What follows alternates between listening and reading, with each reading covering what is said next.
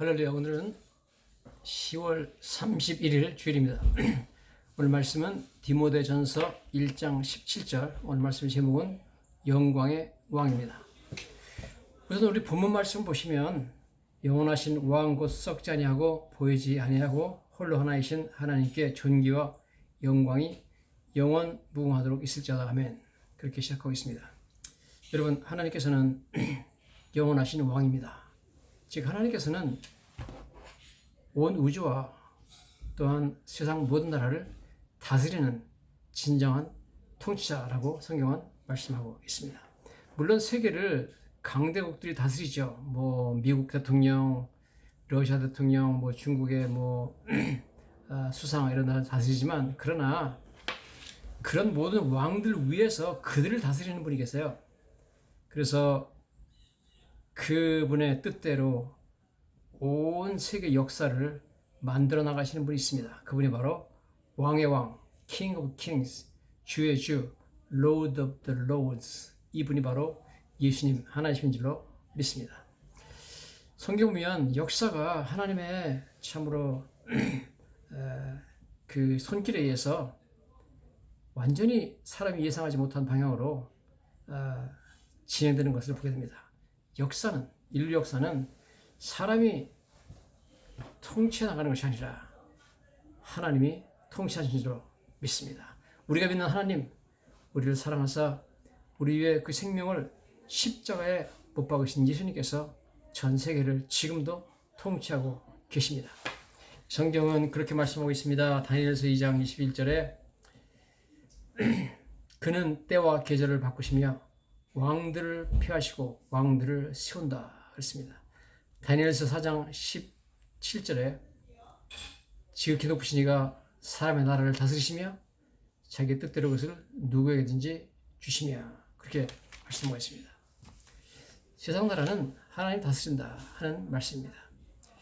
이제 우리 성경에 보면 이스라엘 백성들이 에집트에 있다가 430년 만에 에집트에서 나오게 되죠. 한 200만 명이 애굽을 나오게 되는데, 그때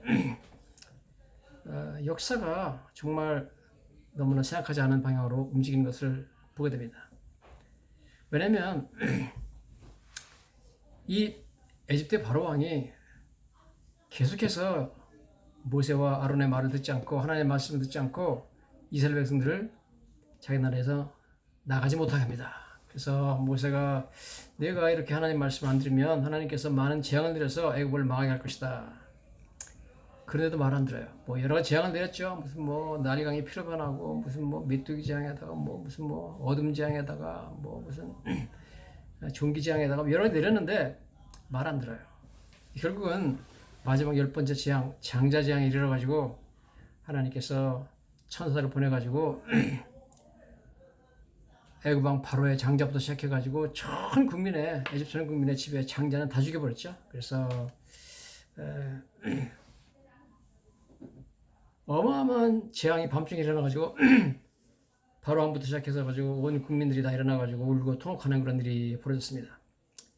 자, 그래서 성경 보면 그 밤에 바로가 모세와 아론을 불러서, 출애굽기 12장 30절이죠. 이르되 너희와 이스라엘 자손은 일어나 내 백성 가운데서 떠나 너희 말대로 가서 여호와를 섬기며 너희 말한 대로 너희 양과 소도 몰아가고 나를 위해서 축복하라 그랬습니다. 와, 그렇게 이스라엘 백성들을 안 보내던 바로 왕이 장자가 죽고 애굽 온 전국에 통곡 소리가 울려 퍼지자 밤중에 모세 아론을 불러가지고 나가라, 빨리 나가라 합니다. 그러면서 양도 가져가고 자녀도 데리고 가고 소도 가져가고 나를 위해서 축복하라 합니다. 하나님의 어마어마한 능력을 받기 때문에 나를 축복해달라, 그런 부탁까지 하고 보냅니다. 그 당시에 이 바로왕 말고 백성들의 입장은 어땠느냐, 성경 보면 이렇게 나옵니다. 출애굽기 12장 33절에 애굽 사람들은 말하기를 우리가 다 죽은 자가 되도다. 그러면서 그 백성을 재촉하여 속히 내보내기를 구했다. 즉 영어 성경 보니까 우리가 다 죽은 자가 되도다 하는 말이 We will all die 그랬습니다. 이런 식으로 나가다가는 이번엔 장자를 하나님께서 죽이셨는데 이스라엘 백성을 안 내보냈다가는 우리가 다 죽게 생겼다. 그러니까 빨리 내보내자 그래가지고 백성을 재촉하여 속히 내보냈다. 제발 좀 빨리 나가달라고 이스라엘 백성들한테 부탁하고 재촉을 했다. 그렇게 말씀이 나옵니다. 그래서 이 이스라엘 백성들이 에집트에 안 나가면 에집트는 재앙으로 그냥 다 죽게 생겼습니다. 그러니까 빨리 나가야 되는 거지, 백성들이.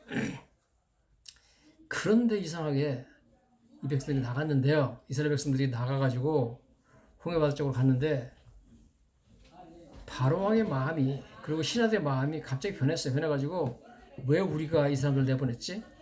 그러면서 마음이 변해가지고 이들이 군대를 끌고 이스라엘 백성들 다시 붙잡으려고 나갑니다. 그거는 상식적으로 이해가 안 되는 일이죠. 아니, 이 백성이 있으면 자기들이 다 죽는데 이번에는 바로의 장자가 하나님의 손에 죽었지만 그래도 안 내보내면 그 다음에는 누구를 죽입니까? 하나님께서 바로 왕을 죽이죠. 그렇다는 것을 누구나 상식적으로 아시는데도 불구하고 바로 왕과 신하들이 갑자기 마음이 변해가지고 이스라엘 백성들 쫓아가가지고 다시 붙잡으려고 하는 겁니다. 도대체 왜 그들의 마음이 변했느냐? 성경에 이렇게 나옵니다. 출애굽기 14장 4절입니다. 내가 바로의 마음을 완악하게 한즉 바로가 그들의 뒤를 따르니 내가 그와 그의 온 군대로 말미암아 영광을 얻어 애굽 사람들이 나를 여호와인 줄 알게 하리라.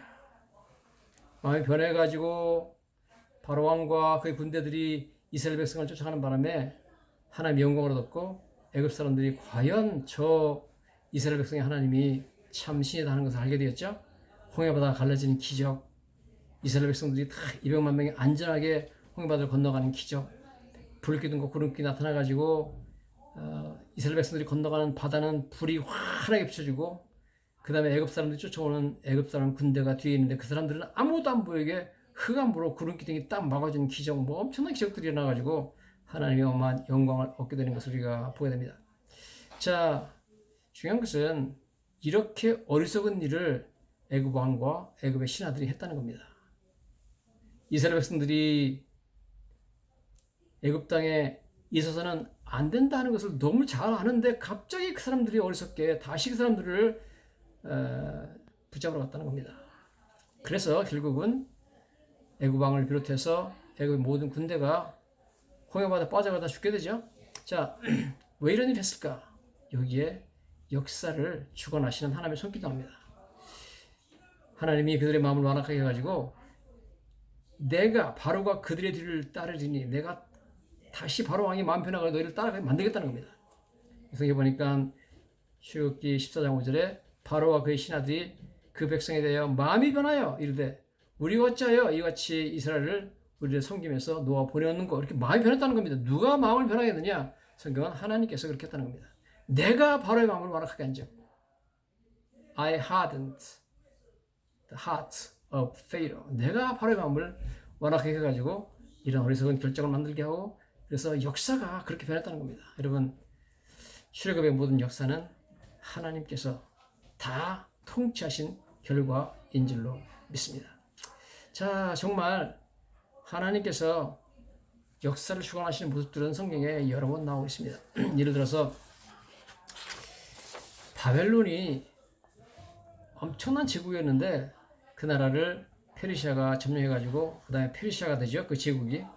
거기 보면 페르시아는 뭐 대제국이었습니다. 성경에 보면 뭐 인도에서부터 구스까지 120개 도가 있었다 그러는데, 말하자면 미국으로 말하면 지금 미국에 뭐 50개 주가 있는데 그런 주가 120개나 있었는데 인도에서 구스는 북아프리카까지입니다. 그래서 아시아 인도에서부터 시작해가지고 그 다음에 중동 전 지역, 그 다음에 유럽의 일부, 그 다음에 북아프리카까지 어마어마한 영토를 페르시아가 통치했다는 겁니다. 그런데 그 페르시아의 왕이 갑자기 하나님의 감동을 받아가지고 성경에 보니까 페르시아에 있는 바벨론 때 붙잡혀와가지고 아직까지 거주하고 있는 모든 이스라엘 백성들로 하여금 다 본국으로 돌아가서 성전을 건축하라는 그러한 조서를 내리게 됩니다. 그 조서를 내리게 되는 그 왕의 이름이 고레스, 영어로 사이러스라는 왕인데요. 놀랍게도 하나님께서는 그 사람이 태어나기 전 150년 전에 무려 150년 전에 앞으로 고레스라는 왕이 태어날 것이고 그 사람 이름이 고레스일 것이고 그 사람이 이스라엘 백성들로 하여금 고국에 들어가서 성전을 건축하게 하는 명령을 내릴 것이다. 그렇게 예언했습니다. 정말 그 예언대로 되는 거죠. 이사야서 44장 28절에 고레스에 대하여는 이르기를 내 목자가 그는 내 목자라 그가 나의 모든 기쁨을 성취하리라 하며 예루살렘에 대하여는 중건들이 예루살렘의 중건 다시 세워지고 성전에 대하여는 기초가 놓여지고 성전 기초가 될 것이다 말하고요. 이사야 45장 1절에 여호와께서 그의 기름 부음 받은 고레스에게 이같이 말씀하시되 내가 그의 오른손을 붙들고 그 앞에 열국을 항복하게 하며 내가 왕들의 허리를 풀어 그 앞에 문들을 열고 성문들이 닫히지 못하게 만들 것이다. 그래서 고레스가 가는 곳마다 그냥 왕들이 항복하고 성문이 막 열리는 겁니다. 그러다 하나님 하실 것이다. 그래서 그 고레스라는 왕이 나타나가지고 그 당시에 천하를 통일하고 그 사람이 이스라엘 백성들을 예루살렘에 보내서 예루살렘이 다시 성이 중건되고 그 다음에 성전이 다시 세워질 것이라는 것을 예언해놨습니다. 즉 하나님께서 하시는 말씀은 내가 인간 역사를 주관하며 세상 왕들에게 내가 그들의 마음을 감동시켜서 세상 왕들의 어떤 정책 결정에 관여한다는 겁니다. 놀라운 말씀이죠. 자, 그 정말 150년 후에 이연이 있은 지 150년 후에 그 고레스 왕이라는 사람이 정말 페르시아 왕이 되고 정확히 그 사람이 이스라엘 백성을 하나님 예언한 대로 그렇게 보내게 되는 놀라운 일을 하시는 것을 우리가 보게 됩니다. 참 놀랍죠? 성경 보면 야 어떻게 이런 일이 벌어질 수 있는가 정말 이해가 안 되는 일이 벌어지는 것을 보게 되는데요. 고레스 왕이 그 조서를 발표할 때는 BC 538년이었습니다. 이사야가 그런 걸 예언한 것은 BC 700년 전이니까 한 150년 전에 예언을 했습니다. 그런데 우리가 어떻게 하나님께서 이렇게 그 고레스라는 왕을 움직여가지고 마음을 움직여가지고 그 사람 이스라엘 백성들을 고고 돌아가라 그러는지 하나님이 역사를 이렇게 주관하시는지 어떤 이런 정책 결정 과정에 하나님께서 참여하시는지 정말 참 놀라운 이야기들이 나오는데요. 성경 보면 여러 가지 예언이 나오는데 그중에 이사야 44장 13절에 그가 나의 성읍을 건축할 것이며 즉 고레스 왕이 이렇게 한다는 거죠. 사로잡힌 내 백성을 값이나 갚음이 없이 놓으리라. 그냥 아무것도 요구하지 않고 그냥 놓아서 고국으로 돌아가게 하는 것을 보게 됩니다. 근데 여기서 보면 이런 일이 벌어져서 역사가 완전히 정말 보통 사람들이 상상할 수 없는 방법으로 역사가 움직여가지고 이스라엘 백성들이 본국으로 귀환하게 되는데요. 이 일이 일어난 것은 하나님이 그 당시 페르시아의 왕 고레스라는 사람의 마음을 감동시켜서 이런 일이 일어났다 이렇게 성경은 말씀하고 있습니다. 이사야서 에스라서에 가보면 에스라서 1장 1절부터 4절에 그런 말씀이 나오고 있습니다. 바사왕 고레스의 마음을 감동시킴에 바사왕이 조를 썼습니다. 써가지고 하늘의 하나님이 나에게 명령하사 그럽니다. 이대 민족은 돌아가서 성전 건축하라 이렇게 명령을 내리는 것을 보게 됩니다. 그래서 여기 성경에 보면 이 하나님께서 고레스 왕의 마음을 감동시켜 가지고 그런 엄청난 왕의 조서를 내리게 만들었다.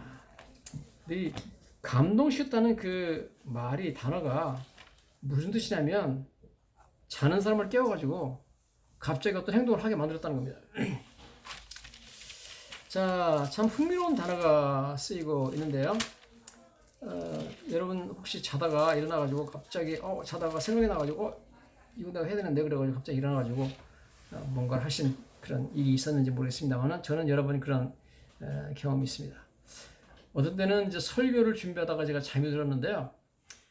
자고 있는데 뭐 비몽사몽간에 성경에 대해서 갑자기 성경의 그 뜻이 이건데 이런 메시지 전해야 되는데 하는 생각이 딱 들어가지고 잊어버리기 전에 이거 적어놔야지 그러고 자다 말고 벌떡 일어나가지고 설교 준비를 위해서 메모를 해둔 적이 여러 번 있습니다. 그처럼 여기 성경 보니까 에스라서 1장에 바사왕 페르시아 왕 고레스 원년에 여호와께서 에레미야 입을 통하여 하신 말씀을 이루게 하시려고 에레미야가 너희가 바벨론에 포로로 가서 70년이 지나면 너희를 다시 돌아오게 하겠다 했는데 그것대로 그냥 이루어지죠. 여러분 에레미야가 이처럼 70년 후에 포로 붙잡혀가 70년 후에 너희 돌아올 것이다. 또 이사야 선지자는 150년 전에 이런 일이 일어나기 150년 전에 고레스라는 사람이 일어나가지고 너희를 예루살렘에 돌려보낼 것이다 그랬는데 그 말씀 그대로 그 일이 벌어지죠. 누가 역사를 주관합니까? 누가 역사를 통치하죠? 누가 세상의 왕들 위에서 왕들을 통치합니까? 바로 하나님이십니다. 이렇게 말하죠. 고레스 원년에 여호와께서 에레미야의 입을 통하여 하신 말씀을 이루게 하려고 바사왕 고레스의 마음을 감동시키네. 할렐루야. 그 마음을 자는 사람을 깨워가지고 일을 시켰다는 거예요.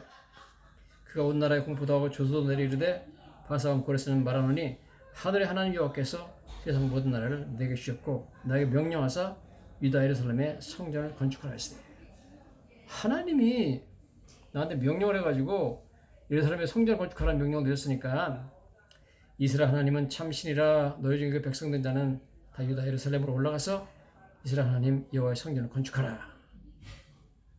자, 하나님 얼마나 놀랍게 세상 역사를 주관하시고 세상의 왕들 대제국의 왕들의 마음에 감동을 주셔가지고 역사를 하나님 원하시는 방향으로 하나님의 계획대로 움직여 나가시는지 너무나 분명히 보이죠? 또 이렇게 말합니다. 그 남아있는 백성이 어느 곳에 머물러 살든지 그곳 사람들이 마땅히 은과 금과 그 밖에 물건과 짐승으로 도와주고 그 외 예루살렘에 세울 하나님의 성전이에요. 이물을 기쁘게 드리지니라.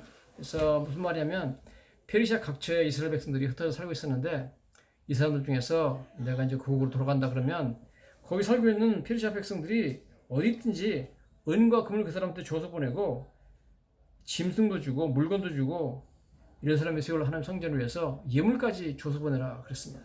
그래가지고 많은 금과 은을 가지고 이 사람들이 들어오게 됩니다. 정말 놀랍죠? 여러분 이 사람들이 뭐 가난하게 다른 나라에 가서 살았는데 무슨 돈이 있어가지고 와서 성전을 건축하겠습니까? 그러나 하나님께서 정말 놀랍게 역사를 주관하시는 하나님께서 통치하시는 전능하신 영원한 왕께서 페르시아 사람들이 은과 금을 갖다가 전부 주어가지고 빈손으로 가지 않게 하고 은과 금을 주게 만들어가지고 이 사람들이 많은 은과 금을 가지고 자기 나라에 들어오게 됩니다. 그래서 자기 나라에 와가지고 성전 건축해야 되니까 이제 스룹바벨이나 이런 사람들이 지도자들이 성전 건축 위해서 헌금하라. 그랬더니 이 사람들이 금과 은 이런 걸 갖다가 이제 성전 건축을 위해서 헌금했는데요. 도대체 얼마나 헌금했느냐? 성경 보니까 에스라서 2장 68절 19절에 성전 건축 예물에 대해서 나오는데 뭐 금이 6만 1천 다락이고 은이 뭐 5천 만회가 헌금이 됐다 그러는데 금이 약 500kg이고요. 한 1100파운드, 그 다음에 은이 3톤입니다. 그런데 이것을 지금 제가 미국에서 이제 금 시세를 해가지고 도대체 얼마 정도의 금이 그 당시 헌금이 됐나 봤더니 약 2천만 달러에 해당하는 금이 헌금이 됐고요. 은은 약 165만 브로치의 은이 헌금이 됐습니다. 와, 여러분 이거 뭐 금이 2천만 달러. 지금 어마어마한 돈이잖아요. 그러니까 여러분 성전을 건축하고 나올 만한 그런 돈이 마련됐습니다. 여러분 하나님이 통치하시고요. 하나님께서 우리의 모든 물질적인 필요도 채우십니다. 여러분 이거 이스라엘 백성들이 원래 부자라 하는 것만 아닙니다. 하나님께서 고레스 왕을 통해서 그 남은 백성들이 어느 곳 살든지 그곳 사람들이 마땅히 은과 금, 그 밖에 물건, 짐승 다 주라 그렇게 조서를 내리는 바람에 어마어마한 금과 은을 가지고 와서 성전을 건축하는 데 필요한 모든 것을 하나님이 공급해 주셨습니다. 여러분 하나님은 여호와 이레 하나님, 우리를 위해서 필요한 것을 넘치도록 공급해 주시는 통치자 영원하신 왕인 줄로 믿습니다. 오늘도 여러분 재정적으로 경제적으로 걱정되는 일이 있다 할지라도 여러분 내 마음대로 되지 않습니다. 하나님이 도와셔야 돼요. 그러나 하나님은 우리의 통치자 영원한 왕으로서 우리에게 필요한 것을 공급해 주시는 여호와 이레 하나님입니다. 여호와 이레는 하나님은 나의 공급자다 그런 뜻입니다. God is my provider. 그게 바로 여호와 이레라는 뜻이죠. 그럼 여러분 걱정하지 마십시오. 지금까지 어떻게 살았습니까? 하나님이 공급해 주심으로 사는 줄로 믿습니다. 여러분의 참 필요한 돈과 먹어야 되는 음식을 살 돈과 입을 옷과 거주해야 될 주택과 모든 문제들을, 경제적 문제들을 하나님이 영원하신 왕이 통치하시는 그분이 채워 주실 줄로 믿습니다. 이렇게 역사가 하나님의 놀라우신 뜻대로 하나님이 통치하시는 그 통치대로 돌아가는 것을 우리가 보게 됩니다. 성경 보면 얼마나 참 놀라운 일이 벌어지냐면 하나님의 통치, 하나님 얼마나 위대한 왕이신지 왕 위에서 왕을 통치하시는 분이죠. 에스더서에 보면 유대민족들이 하만의 그 악한 계획에 의해 가지고 유대민족이 몰살당하게 되어 있습니다. 페르시아에 있는 유대민족이 몰살당하게 되는데 그 이제 유대민족 중에서 총리였던 하만이 제일 미워하는 사람이 모르드게죠. 모르드게를 죽게 되는데 모르드게를 죽이려고 하만이 성경 보니까 자기 집에다가 어마어마하게 높은 막대기를 만들었습니다. 거기다가 찔러서 죽이려고. 그 막대기 높이가 성경 보니까 23m나 됩니다. 뭐 어마어마하게 높은 막대기를 만들어 놨고요. 거기다가 모르드게를 갖다가 찔러서 달아놓으려고 그랬죠. 그래서 이제 모르드게를 죽이려고 이 하만이 와가지고 왕한테 내가 허락을 받아가지고 모르드게를 죽여야 되겠다. 그래서 아마 새벽에 일찍 온 것 같아요. 밤에 온 것 같아요. 왔는데 왕한테 왔습니다. 그런데 성경 보니까 그날 저녁에, 그 전날이죠. 전날 저녁에 밤에 왕이 잠을 자려고 들어오는데 잠이 안 와 가지고 그날 밤에 왕이 아하수의 왕이죠. 잠이 오지 아니하므로 명령하여 역대일기를 가져다가 자기 앞에서 읽히더니 읽어봤더니 그 역사책에 뭐라고 적혔냐면 자기를 암살하려고 왕궁을 지키는 내시 2명이 모이려는데 그것을 모르드게라는 사람이 듣고 왕한테 보고를 해가지고 자기 목숨이 죽지 않고 살아났다는 겁니다. 그런데 잘 생각해보니까 이 사람한테 내가 무슨 상금을 내리든지 그 귀중한 일을 했잖아요.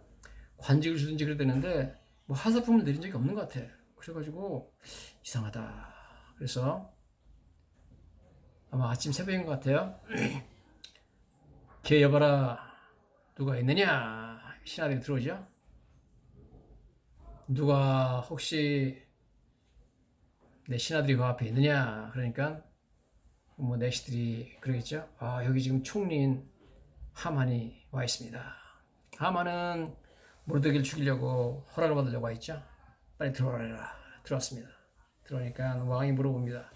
아니 내가 좀 존귀하게 높이고 싶은 사람이 한 사람이 있는데 그 사람한테 어떻게 하면 좋겠느냐. 그 하만이 아유 존귀하게 왕이 높일 사람이 나밖에 누가 있냐 생각해가지고 말도 안 되는 얘기를 했습니다. 그 사람한테 왕이 입는 옷을 입히고 뭐 왕이 쓰는 모자를 관을 씌우고 뭐 왕이 타시는 말에다 그 사람을 태우고 페르시아 도시 수도의 성을 돌면서 왕이 존귀하게 여긴 자는 이렇게 대접해야 된다 뭐 이러면서 소리를 지르면서 하루 종일 페르시아 도성을 돌게 하라고. 그러니까 왕이 있다가 그래 네가 말한 그대로 모르드게를 그렇게 해라. 여러분 모르드게 죽이려고 허락받으러 왔다가 그 사람이 모르드게를 높이는데 쓰임 받아가지고 당장 가가지고 모르드게한테 왕복을 입히고 왕이 타는 말에 태우고 왕이 존귀 여기는 사람이다 그래가지고 난리를 칩니다. 결국은 그래가지고 성경 보면 하만 자신이 모르드게를 죽이려고 자기가 만들어놓은 그 장대에 찔려서 죽게 되는 것을 우리가 보게 됩니다. 아이러니, 역사가의 반전이 일어나게 되는데, 자 여기서 몇 가지 좀 생각을 해봐요. 하나님이 어떻게 역사를 주관하시는지. 원래 가만히 있으면 하만의 계획대로 유대인이 다 멸절하는 거죠. 유대인이 다 몰살하게 되어 있는데 지금 역사의 반전이 일어납니다. 첫째, 이 반전이 일어난 이유는 왕이 갑자기 그날 밤에 잠이 안 왔다는 거예요. 하나님이 잠이 안 오게 만드신 거예요. 그리고 갑자기 역대일기를 보고 싶어서 잠이 안 오니까 역대일기를 봤는데 다른 부분이 아니라 모르드게가 암살 모의한 계획을 와가지고 고발해줬다 하는 부분을 읽겠다는 겁니다. 여러분 다른 부분을 읽으면 아무 소용이 없어요. 그러고 마침 그래가지고 누가 바깥에 있느냐 물었는데 마침 그때 또 하만이 그 시간에 와 있는 겁니다. 이 엄청난 우연의 일치인데 이건 하나님이 역사를 주관하시다는 증거죠. 그래가지고 역사가 바뀌어가지고 유대인이 죽는 것이 아니라 하만과 그의 참 동족들이 다 죽게 되는 것을 우리가 보게 됩니다. 자, 이런 역사적인 반전에 역사가 이렇게 움직여지는데 누가 역사를 통치하느냐, 누가 역사를 다스리느냐. 이 아수에로 왕으로 하여금 밤에 잠들지 못하게 하고 역대일기 그 부분을 읽게 하시고 하만이 거기 오게 하고 왕 위에서 왕을 통치하는 분이 누구죠? 하나님이십니다. 하나님이 역사를 주관하신다 하는 소리가 성경을 통해서 분명히 보게 되는 것을 우리가 보게 됩니다. 자, 사도 바울이 오늘 하나님을 영광의 왕이다 그렇게 말한 이유가 있죠. 자기 인생도 자기가 전혀 예상하지 못했던 방향으로 움직였습니다. 누가 사도 바울의 그 인생을 180도 전환시켜가지고 예수 믿는 자들을 핍박하고 예수를 핍박하던 자가 예수님을 위해서 충성하는 가장 위대한 장수로 용맹한 충신으로 만들었으며 하나님께 사신 일이죠. 이처럼 바울의 인생도 하나님께서 완전히 180도 변하게 만드신 줄로 믿습니다. 자, 이렇게 하는 모든 일 가운데 성경은 이렇게 말하고 있습니다. 이런 일이 벌어진 데는 역사를 주관하시는 하나님의 손이 있었다. 에스라서 7장 6절에 이렇게 나옵니다. 그는 모세율법에 익숙한 학자 에스라에 대해서 설명하면서 그의 하나님 여호와의 도우심을 입음으로 왕에게 구하는 것은 다 받았다. 그래서 하나님의 여호와의 도우심을 입었다. 그 다음에 에스라 7장 9절에 보면 첫째 달 초하루에 바벨론에서 길을 떠났고 하나님의 선한 손에 도우심을 입어 다섯째 달 초하루에 예루살렘에 이르렀다. 한 5만 명이 이제 귀국하죠. 그때 하나님의 선한 손에 도우심 때문에 했다. 근데 영성에 보니까 For the gracious hand of his God was on him. 하나님의 은혜로운 손이 함께했다는 겁니다. 여러분 이 모든 역사를 주관하시는 것은 하나님의 은혜로운 손인 줄 믿습니다. 오늘도 여러분 우리 삶을 하나님의 은혜로운 손이 주관하고 계신 줄 믿습니다. 여러분 걱정하지 마시고 불안해하지 마시고 여러분 하나님의 은혜로운 손이 나 함께한다는 걸 믿고 두려워하지 말고 담대하게 인생을 살아가야 될 줄 믿습니다. 느헤미야에서도 그런 말씀이 나오죠. 느헤미야 2장 8절에 내 하나님의 선한 손이 나를 도우심으로 왕이 허락하고 왕한테 나를 보내가지고 예루살렘에 있는 성벽을 건축하게 해달라 그러니까 하나님의 선한 손이 나를 인도했다. The gracious hand of my God was upon me. 하나님의 의로운 손이 내 위에 있었다. 하나님의 통치자의 손이다. 그런 말씀을 하고 있는 것을 보게 됩니다. 여러분 오늘도 하나님의 손이 선하신 손이 우리와 함께 하시는 줄로 믿습니다. 여러분 그렇기 때문에 두려워할 필요 없고 걱정할 필요 없고 여러분 하나님이 온 세상 나라를 다 통치하시고 내 삶도 다스리고 계십니다. 내 삶은 내가 다스리지 않습니다. 하나님이 통치하신 줄로 믿습니다. Our God reigns. 우리 하나님이 통치하십니다. 그럼 여러분 아무 걱정하지 말고 오늘도 주님의 은혜로운 손이 나와 함께하는 걸 믿고 범사에 담대하게 주님을 의지하고 승리하시는 저와 여러분 되시기를 예수님 이름으로 간절히 축원합니다.